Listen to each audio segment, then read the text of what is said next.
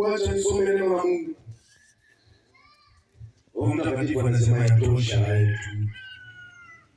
Kitabu cha Luka 7:11.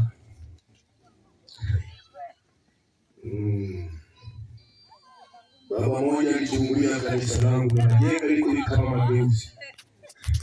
Sikia kurudi kuongea tena. Fikiri yupo mwingine ametuma yuko hapa. Leo tutamkamata.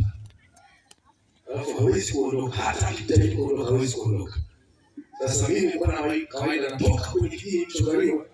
Naenda kutulia pale, naomba mpaka jioni. Sasa siku nilikuwa na maombi ya masaa 36. Nimeomba asubuhi, nimekaa kwenye mti kama pale. Mlango kama hivi, haufungwi madirisha. Yule baba akatoka kwake. Akaja akanipita karibu tu, hakuniona. Akaenda kuchungulia dirishani. Akachungulia dirisha la pili, akaenda mlangoni. Akaingia ndani. Mimi namwangalia. Akatoka. Akaenda kwa jirani alikuwa ni babu ni mjukuu. Akaongea naye. Halafu akaondoka.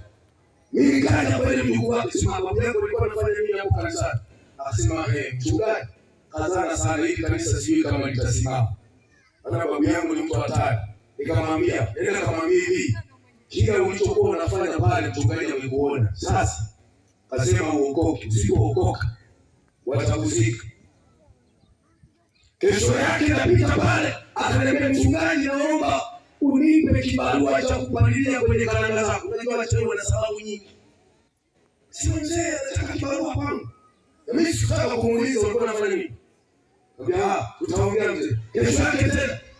Nikamwambia sawa mzee, wewe nenda ukapalilie. Mimi nitakuja kuhesabu nitakulipa. Akaenda. Alipofika sio alikuwa anafanya nini? Alilima jembe la kwanza na pili wanamodai. Akaona macho hayaoni. Alafu wengi hivi walikuwa wanapofuka macho. Ghafla akaona, akapiga kelele. Wangi. Jamani, watu wanaenda yuko shambani kwangu haoni.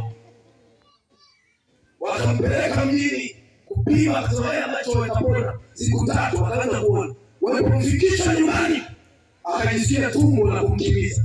Yaani anaingia tumbani. Tumbo. Jioni akafariki.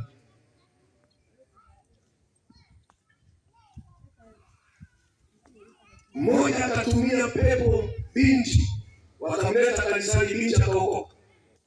Tumemwombea amefunguliwa tena, baadaye akaanguka mapepo.